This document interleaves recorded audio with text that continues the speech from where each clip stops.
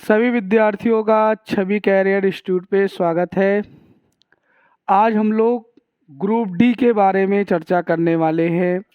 देखिए, group D के जो एग्ज़ाम हैं वो 23 फरवरी से होने की संभावना है, जिसमें आज हम लोग विज्ञान विषय के बारे में चर्चा करेंगे। देखिए, ग्रुप डी में 100 प्रश्न आते हैं। 100 में जो 25 क्वेश्चन होते हैं वो विज्ञान से संबंधित होते हैं। तो हम लोग आज से एक सिलेक्शन सीरीज चालू करने वाले हैं। इस सीरीज के अंतर्गत हम लोग विज्ञान के सभी प्रश्नों को देखेंगे और वे प्रश्न होंगे जो पूर्व परीक्षाओं में, चाहे वो ग्रुप डी हो, चाहे वो आरआरबी एनटीपीसी हो, चाहे वो रेलवे के किसी भी विभाग की परीक्षा हो, उसमें आ चुके हों। तो उन प्रश्नों को हम देखेंगे और उन प्रश्नों के बारे में भी देखेंगे कि उनसे कौन कौन से प्रश्न और भी बन सकते हैं। तो आप लोग हमारे वीडियो को लास्ट तक ज़रूर देखिएगा। सभी परीक्षाओं के लिए ये तो महत्वपूर्ण है ही, लेकिन साथ साथ ग्रुप डी और एनटीपीसी वालों के लिए भी बहुत ज़्यादा महत्वपूर्ण है। तो ये सिलेक्शन सीरीज है, इसका जो पहला वीडियो है इसमें हम ग्रुप डी के बारे में चर्चा करने वाले हैं। विज्ञान टेस्ट सीरीज फर्स्ट है और हमारा आज का टॉपिक रहेगा विद्युत धारा। देखिए, विद्युत धारा, उससे हमारे सभी एग्ज़ाम में, चाहे ग्रुप डी हो चाहे एनटीपीसी हो, सभी एग्ज़ाम में इनसे प्रश्न आते हैं। तो आप लास्ट तक ज़रूर देखिएगा। चलिए हम प्रश्न पे आते हैं। देखिए, क्वेश्चन में जो पहला लिखा है, ओम के नियम अनुसार एक स्थिरांक है, यानी ओम के नियम के अनुसार पे स्थिरांक आपको बताना था। ये आपके स्क्रीन पे दिख रहा होगा। ये चार ऑप्शन है, इसमें आपको बताना है। और ये रेलवे की परीक्षा यानी ग्रुप डी में 1, 2, 3, 4 बार ये प्रश्न आ भी चुका हुआ है। तो इसका उत्तर क्या होगा? देखिए, ओम एक वैज्ञानिक थे। ओम के नियम अनुसार यदि हम किसी भी चालक तार के भौतिक अवस्था में परिवर्तन ना करें तो उसमें जो वोल्टेज होता है वो धारा के समानुपाती होता है। और विज्ञान का यह रूल है, जब भी हम समानुपाती का चिन्ह हटाते हैं तो वहाँ पे कोई ना कोई स्थिरांक यानी कोई ना कोई नियतांक जो वैल्यू, उसको रखा जाता है। यहाँ पर भी वही किया गया है। इसमें स्थिरांक को हटा के यानी समानुपाती चिन्ह को हटा के आर नामक स्थिरांक रखा गया है। तो इस प्रकार हुआ V बराबर आई आर या आर आई। तो हम R बराबर देखेंगे तो R बराबर हो जाएगा V बटा आई, यानी स्थिरांक का जो मान आ गया वो V बटा क्या आ गया, I हो गया। तो इस प्रकार इसका उत्तर क्या है, V बटा I सही होगा। अगला जो प्रश्न इसमें लिखा है यदि किसी कॉइल का प्रतिरोध 750 ओम हो तो 220 वोल्टेज से इलेक्ट्रॉनिक हीटर कॉइल में कितनी धारा प्रवाहित होगी। हमसे इसमें सीधे से सीधे धारा का मान पूछा गया है और ये भी ग्रुप डी का ही क्वेश्चन है। तो इसका उत्तर क्या होगा? देखिए, हमने देखा V बराबर आई आर, यानी R बराबर V बटे आई, यानी I बराबर हो जाएगा V बटे R। हमें वोल्टेज दिया गया है, वोल्टेज कितना दिया है, 220। हमने वोल्टेज के जगह 220 लिख दिया और इसमें प्रतिरोध भी दिया गया और प्रतिरोध की जगह पर कितना लिख दिया, 750। हमने इसको काट दिया। अब इसको हम अगर भाग करेंगे तो इसका उत्तर आएगा 0.29। अब यहाँ पे धारा है, धारा के कारण इसका मात्रक क्या हो जाएगा, एम्पियर। तो इसका उत्तर क्या सही होगा, 0.29 एम्पियर। अगला जो तीसरा प्रश्न आपके स्क्रीन पे दिख रहा है, तीसरे प्रश्न पे देखेंगे। तीसरे प्रश्न में लिखा हुआ है, यदि एक सर्किट का प्रतिरोध दोगुना कर दिया जाए तो वोल्टेज को समान रखने के लिए सर्किट में प्रवाहित धारा का संबंध आपको बताना है। धारा कितनी रह जाएगी, आधी बढ़ जाएगी, आधी घट जाएगी, स्थिर रहेगी या शून्य हो जाएगा। देखिएगा, अगर हम रिलेशन की बात करें तो हमने देखा था R बराबर V बटा I होता है, यानी R बराबर क्या होता है, V बटा I होता है, यानी R बराबर V बटा I होता है। R बढ़ाया जाए तो यहाँ पे वोल्टेज भी क्या होता है, बढ़ता है। ये बराबर में लिखे गए हैं, यानी R बढ़ाने के कारण वोल्टेज बढ़ता है, लेकिन R बढ़ाने के कारण धारा क्या होती है, घटती है। R बढ़ाने पर धारा क्या होती है, घटती है। तो R बढ़ाया गया तो धारा घटेगी, यानी इसका मतलब प्रतिरोध को कितना किया गया है, 2 गुना। प्रतिरोध को 2 गुना कर दिया गया है, यानी R के जगह पर 2R लिख दिया गया है। तो हम देखते हैं V बटा क्या हो जाएगा, I। अब यहाँ पे धारा क्या हो जाएगी, तो धारा ये क्या हुआ, व्युत्क्रमानुपाती है, तो इसका मतलब है ये घटेगी और ये क्या हुआ, बढ़ेगी। तो ये 2 गुना बढ़ेगी तो ये 2 गुना ही घटेगी, यानी आधा ये क्या हो जाएगी, घट जाएगी। तो इसका उत्तर क्या होगा, आधी घट जाएगी। अगर इसमें वोल्टेज से प्रश्न आता तो वोल्टेज बढ़ाया जाएगा तो प्रतिरोध भी क्या होता है, बढ़ता है। वोल्टेज बढ़ाने पर प्रतिरोध भी बढ़ता है। अगला प्रश्न देखेंगे हम।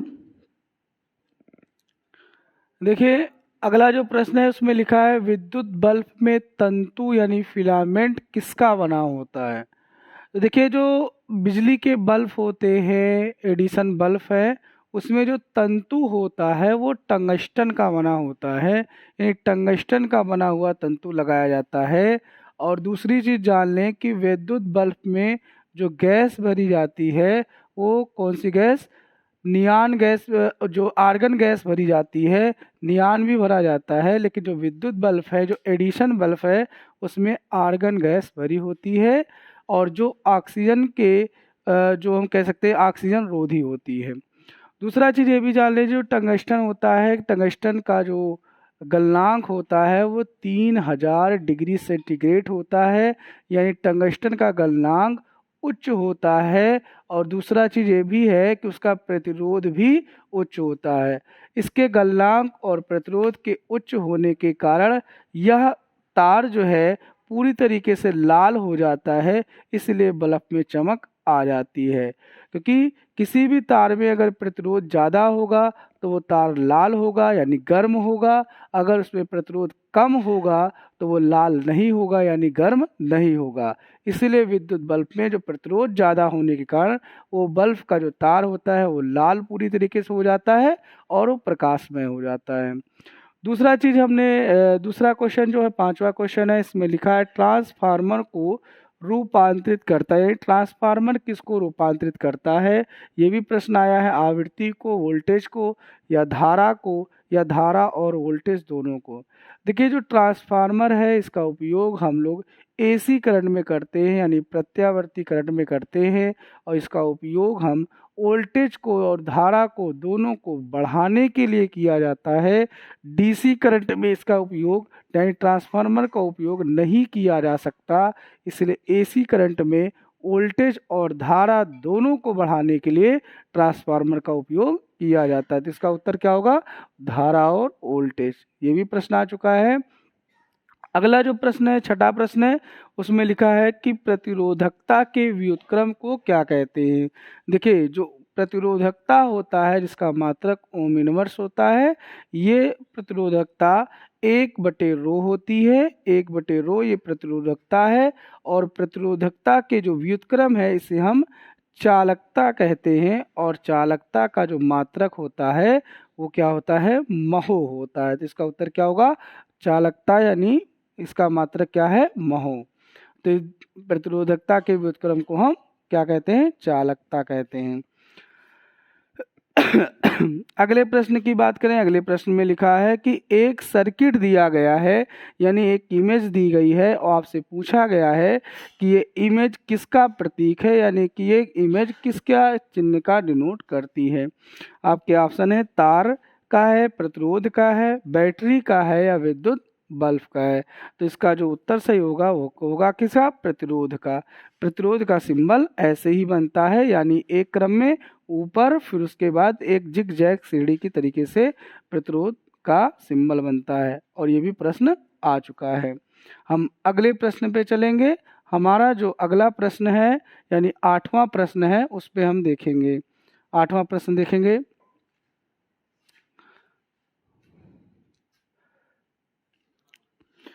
देखिए, अगला जो 8वां प्रश्न है उसमें लिखा है, इनमें से कौन रासायनिक ऊर्जा को विद्युत ऊर्जा में बदलता है।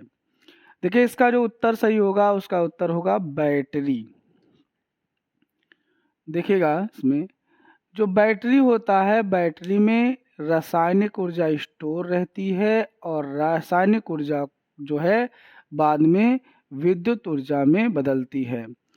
रासायनिक ऊर्जा बाद में विद्युत ऊर्जा में बदलती है। एक चीज़ और जान लें, तो इसमें होती है, जैसे बैटरी में हम जानते हैं सल्फ्यूरिक अम्ल भरा होता है, और जब भी बैटरी चार्ज होती है तो इसका मतलब उस बैटरी के अंतर्गत रासायनिक ऊर्जा स्टोर रहती है, और बाद में उस रासायनिक ऊर्जा को हम लोग कन्वर्टर के जरिए कन्वर्ट करके हम लोग उसको यांत्रिक ऊर्जा विद्युत ऊर्जा में बदला जा सकता है, यानी बदलते हैं। तो इसका उत्तर कौन सा सही होगा, बैटरी। अगला प्रश्न हमारा न्यूमेरिकल से है। लिखा है, विद्युत बल्ब के फिलामेंट द्वारा 3 मिनट में 0.8 एम्पियर की धारा जारी होती है, प्रभावित होती है, तो उस परिपथ में आवेश बताना है। आवेश यानी Q को बताना है। तो फार्मूले के आधार पर Q बराबर होता है I गुणे T होता है, यानी फार्मूले के आधार पर क्या होता है, Q बराबर I इंटू टी होता है। अब यहाँ पे I किसका संकेत है, तो I इसमें धारा का संकेत है, और जो T है वो इसके समय का संकेत है। हमसे आवेश की मात्रा पूछी गई, यानी Q का मान पूछा गया है। I यानी एम्पियर जो दिया है 0.8 दिया गया है, गुणे अब T का मान है 3 मिनट है, तो हमने यहाँ 3 लिखा, और मिनट को हमने सेकंड बदलने के लिए किससे गुणा कर दिया, 60 से गुणा कर दिया। जब 60 से गुणा कर दिया तो ये हो जाएगा 3 छक 18 यानी 180 हो जाएगा, गुणे 0.8 हो जाएगा। जब हम गुणा करेंगे तो हो जाएगा 144.0 एम्पियर। तो इसका उत्तर क्या सही होगा, बी सही होगा, यानी 144। अगला जो 10वां प्रश्न है, 10वां प्रश्न भी उसी आधार पे है, यानी 5 एम्पियर धारा दी गई है, और हमसे पूछा गया है कि 10 मिनट में आवेश की मात्रा बतानी है। फिर वही फार्मूला, यानी Q बराबर I इंटू टी लगेगा। अब देखिएगा, I का मान यहाँ पे 5 एम्पियर है, गुणे T का मान 10 मिनट है, तो इसको हमने सेकंड में बदल दिया, किससे गुणा कर दिया, 60 से। तो इस प्रकार 15 यानी ये हो जाएगा 60, ये हो जाएगा 600 गुणे 5 और 15 यानी 5 छक 30 हो जाएगा, यानी 3000 कूलाम आएगा। यानी इसका उत्तर क्या होगा, 3000 कूलाम, यानी इसका उत्तर ए सही है। अगला जो प्रश्न है, अगले प्रश्न में लिखा है कि किसी परिपथ में विद्युत प्रवाह किसके द्वारा संभव होता है, यानी किसी परिपथ में जो विद्युत प्रवाह होता है वो किसके द्वारा संभव होता है, यानी किसके द्वारा होता है। तो इसका उत्तर है इलेक्ट्रॉनों की गति द्वारा। देखिए, इलेक्ट्रॉनों की गति के द्वारा विद्युत प्रवाह संभव होता है, और इसमें विद्युत प्रवाह में 2 चार्ज होते हैं, एक के प्लस और दूसरे के माइनस।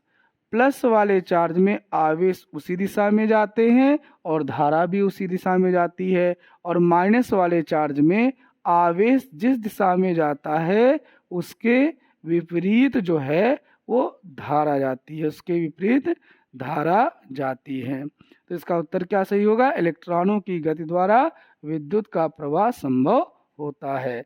अब हम अगले प्रश्न में पढ़ेंगे। देखिए, अगला जो प्रश्न है हमारा लिखा हुआ है कि 10 वोल्ट के विभवांतर वाले बिंदुओं पर 2 कूलाम के आवेश को स्थानांतरित करने के लिए कितना काम करना पड़ेगा, यानी हमें W के बारे में पूछा गया है। और ये भी प्रश्न बहुत बार परीक्षाओं में आया है, यानी 4 बार ग्रुप डी में आया है, तो इसके लिए इम्पोर्टेंट भी है आपके लिए।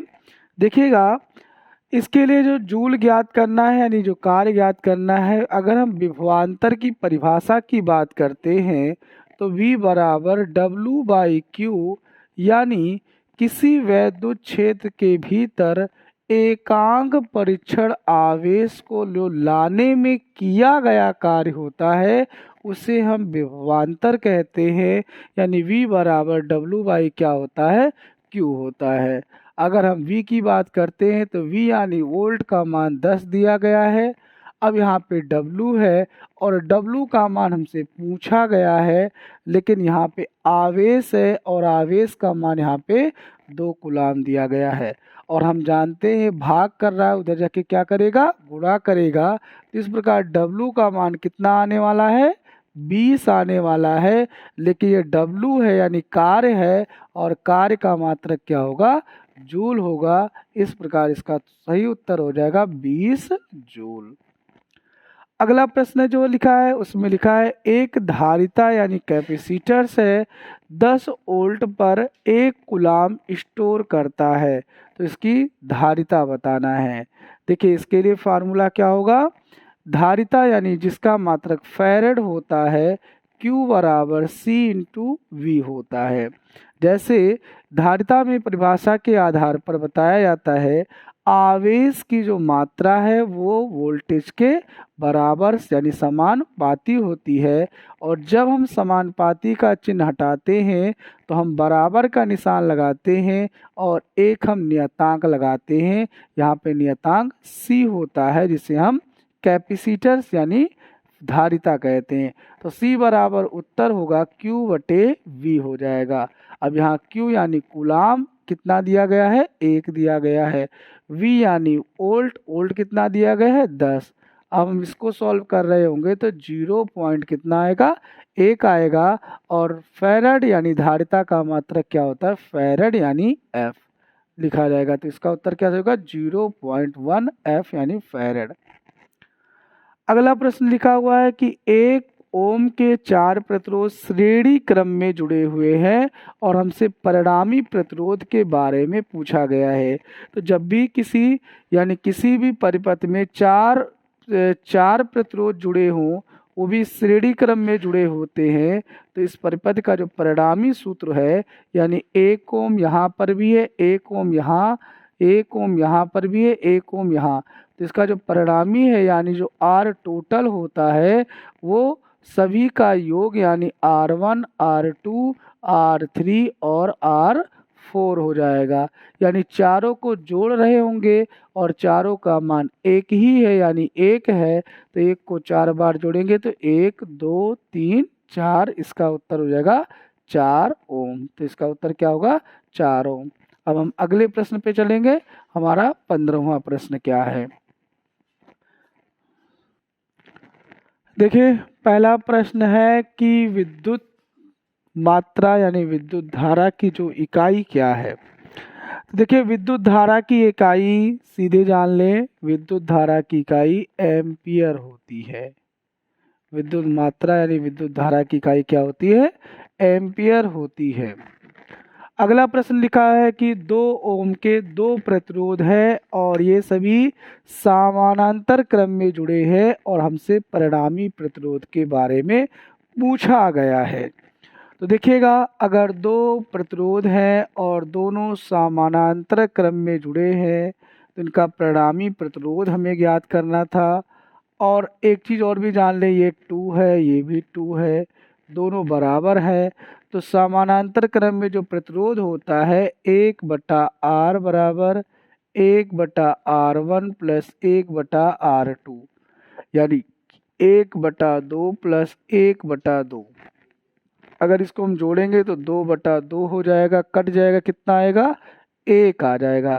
तो इसका उत्तर क्या सही हो जाएगा, 1 ओम सही होगा। अगला जो प्रश्न है उसमें लिखा है कि एक विद्युत बल्ब है जिसमें 220 वोल्ट के जनरेटर से जुड़ा हुआ है। इसके माध्यम से उत्पन्न धारा 0.50 एम्पियर है। तो बल्ब कितने पावर का है, यानी हमसे P के बारे में पूछा गया है। तो एक फार्मूला है P बराबर W/T, यानी P यानी शक्ति होता है कार्य करने की दर को हम शक्ति कहते हैं, जिसे हम P से प्रदर्शित करते हैं। P बराबर W/T होता है और शक्ति का मात्रक वाट होता है। और W का फार्मूला हम लोग पढ़ चुके हैं कि V बराबर होता है W/Q, यानी W बराबर हो जाएगा V इंटू Q हो जाएगा। यानी जहाँ W है वहाँ V इंटू Q लिख सकते हैं, नीचे T हो जाएगा। और आवेश बटे T यानी ये जो होता है ये मात्रक हो जाता है। आवेश बटे T यानी ये धारा का मात्रक होता है, ये धारा का मात्रक है, यानी V इंटू क्या हो जाएगा I। वोल्टेज दिया गया है 220, सब लिख लेंगे, गुणे धारा कितना लिखेंगे 0.50 लिखेंगे। इसको हम जब गुणा कर रहे होंगे तो 00 लिखा जाएगा। फिर उसके बाद 5 दूनी 10 हासिल 1 आएगा, 5 दूनी 10, 10 1 11। 2 अंक पे दशमलव लगाएंगे तो कितना आएगा 110 आएगा। लेकिन ये पावर आया है और पावर का मात्रक वाट होता है, जिसे हम W से प्रदर्शित करेंगे। इस कारण इसका उत्तर हो जाएगा 110 वाट हो जाएगा। अगला हमसे सीधे फार्मूले से पूछ लिया गया है, यानी विद्युत धारा का जो सूत्र क्या होता है। तो आवेश की दर को हम विद्युत धारा कहते हैं, जिसका मात्रक एम्पियर होता है। आवेश की दर यानी समय से भाग होगा, ऊपर आवेश रहेगा यानी Q रहेगा। इस प्रकार इसका उत्तर क्या सही होगा, Q सही होगा, यानी ऊपर हम Q लिखेंगे। अगला प्रश्न है हमारा, देखिए अगला जो प्रश्न है उसमें लिखा है निम्नलिखित में से कौन विद्युत का सुचालक है। सुचालक का अर्थ है कि वो कौन सा धातु है या अधातु है या मेटल से चालक है जिसमें विद्युत धारा का प्रवाह हो सकता है। आपके ऑप्शन है तांबा है, सल्फर, फास्फोरस और नाइट्रोजन। यहाँ पे तो नाइट्रोजन एक गैस है, लेकिन फास्फोरस और सल्फर एक अधातु है और इसमें विद्युत धारा का प्रवाह संभव नहीं है। लेकिन तांबा धातु है और सभी धातुओं में विद्युत धारा का प्रवाह होता है। तो इस प्रकार इसका उत्तर क्या सही होगा, तांबा सही है। अगला प्रश्न है हमारा, विद्युत धारा का प्रवाह होता है। तो विद्युत धारा में विद्युत आवेशों का प्रवाह होता है, जिसमें इलेक्ट्रॉन की गति होती है। इलेक्ट्रॉन की गति यानी आवेशों के प्रवाह में विद्युत धारा की उत्पत्ति होती है। अगला जो हमारा जो प्रश्न लिखा है, सड़कों एवं गलियों में जो प्रकाशमय करने के लिए जो लैंप लगे होते हैं उसको किस क्रम में जोड़ा जाता है। तो इसका उत्तर होगा समानांतर क्रम में जोड़ा जाता है।